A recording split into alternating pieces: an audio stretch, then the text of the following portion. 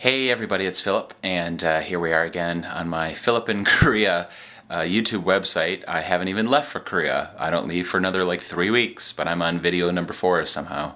So I got an email today from a friend who wanted to know about the retreat, and so I thought I would share a little bit about it. For those of you that didn't catch the previous episode, whatever you want to call it, I went down to Mount Madonna, which is near Watsonville, I think. To be honest, I was talking the whole time and not really paying attention, but it's a couple hours south of San Francisco, and Mount Madonna is in, I believe there's a Mount Madonna Park. There's a huge area, tons of acreage, and it's really beautiful, very beautiful spot, and so I was camping there and attending a 3-day silent retreat with a teacher from the Bay Area. His name is Adyashanti, and he's great. He's just really wonderful. He's so funny, so humble, so clear, his use of language is amazing. He just, watching him work with people is really amazing. The way he wakes them up, so to speak, and the way he just speaks in a way that the mind can understand more about who we are, what reality is, what it's not. And so it was just really beautiful. A few times I was even moved to tears, and a few times I was just in bliss. The last day, today, we met in the morning until about 12, and I didn't realize it at first, and then I realized, oh, I'm literally just looking at him, smiling, basking in bliss. I was just totally peaceful, totally happy, joyful, just blissful, just full of love. And the whole room, really great group of people. There were about 200 people, which I thought was a nice large number, but it didn't feel like too many. And some interesting observations. Obviously, we didn't speak. It was a silent retreat. We spoke during the satsang periods, which were like 2-hour periods where there was Q&A, or a discourse, a talk given by Adya. But for 3 days, we weren't basically speaking, we weren't gesturing, we weren't writing notes or using sign language or any kind of communication. So it was very silent, which was really great and really helped me to be more mindful and more aware. Let's try it.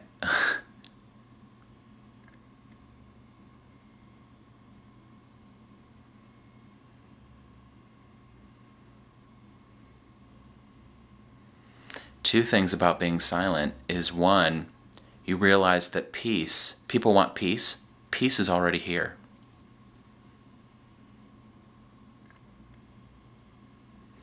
That peace. It's palpable. That silence is palpable. That's one of the things I realized. It's a presence. You can feel it. You can feel peace. You can feel silence. It's not nothing, but it's not necessarily something. So that was really beautiful to experience. The other thing was when the 3 days ended this afternoon, interesting how once people started speaking, the speaking sort of created the illusion of separation. When we were all silent, we were all one. We were unified. Our language was silence. Then when we started speaking, all of a sudden, personality, ego, whatever you want to call it, just differences, really, just differences, started becoming more obvious. And a woman and I were walking towards each other, and down and to the right, we heard this couple that were from the retreat already arguing. Why didn't you bring your sleeping bag down? Why did you call me? Well, huff and puff. And we kind of looked at each other like, well, that didn't take long. I mean, that was like half an hour after it ended, if that. So, not that we shouldn't speak, but it says a lot about silence, just how important silence is, and how speech is really powerful too. The power to create or the power to destroy, the power to love or the power to be not kind. So just some interesting revelations. He said so much, and so much was said. I don't know. I won't try to recap it all, but basically this sense that this reality, this realization that who we are is silent, still awareness. That which is looking out of your eyes for God actually is God. That is the divine within us. this awareness looking. Of course, there's nothing to look for. That which is looking is what you're looking for. Anyways, so it was really great. And I did actually buy 3 books, not by Adyashanti, but by this man, Nisargadatta Maharaj. And maybe you remember me showing you this book, I Am That, and my favorite book. And I wasn't going to buy another one of his books, but I had heard about these other 3, and they were all there. And so I bought them. Because sometimes you hear the truth in a different way, and it'll wake you up.